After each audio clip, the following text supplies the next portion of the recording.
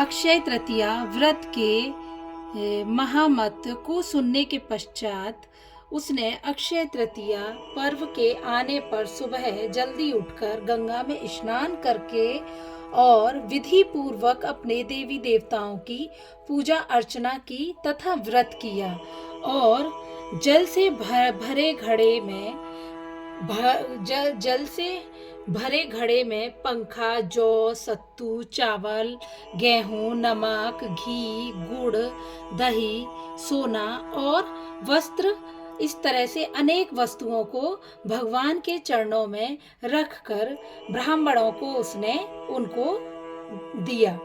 यह सब दान देखकर धर्मदास के परिवार वाले तथा उसकी पत्नी ने उसे रोकने की कोशिश की। उन्होंने कहा कि अगर धर्मदास इतना सब कुछ दान में दे देगा तो उसके परिवार का पालन पोषण कैसे होगा। लेकिन धर्मदास ने अपने दान और पुण्य कर्म से विचलित नहीं हुआ। उसने किसी के बारे में नहीं सोचा और वो अपने कर्म कांड को अपनी श्रद्धा के अनुसार करता रहा। उसने ब्राह्मणों को कई प्रकार का दान दिया। उसके जीवन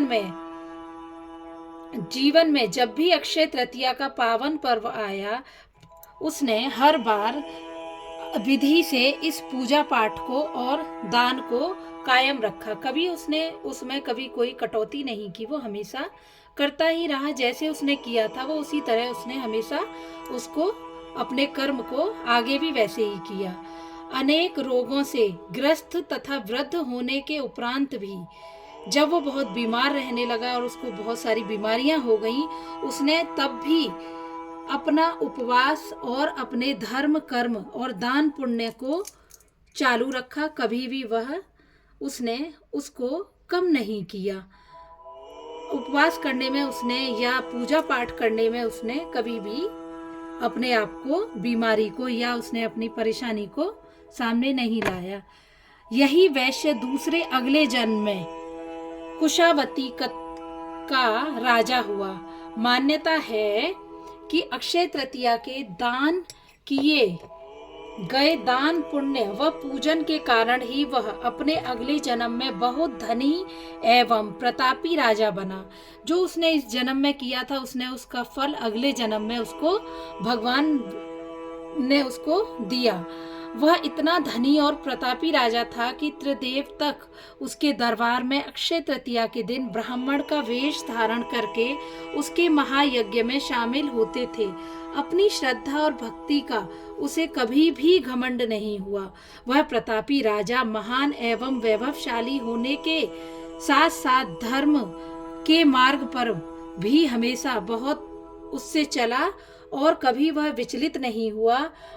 ऐसा माना जाता है कि राजा आगे के जन्मों में भारत के प्रसिद्ध सम्राट चंद्रगुप्त के रूप में पैदा हुए थे। जैसे भगवान ने धर्मदास पर अपनी कृपा दृष्टि बनाई, वैसे ही प्रभु सभी व्यक्तियों पर, हर इंसान पर अपनी कृपा दृष्टि बनाए रखना और हर व्यक्ति इसी तरह आपकी पूजा की विधि विधान को आगे करे और आपकी कथा के महत्व को समझे।